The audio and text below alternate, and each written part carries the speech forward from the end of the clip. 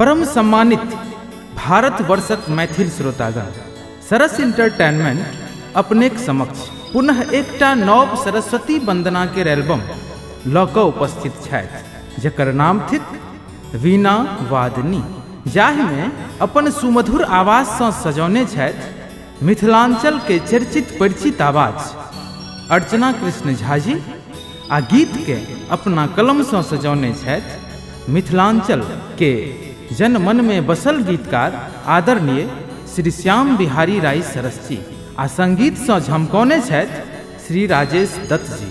तऽ आओ सुनल जाओ माँ सरस्वती केर अनुपम भजन संग्रह वीणा वादनी।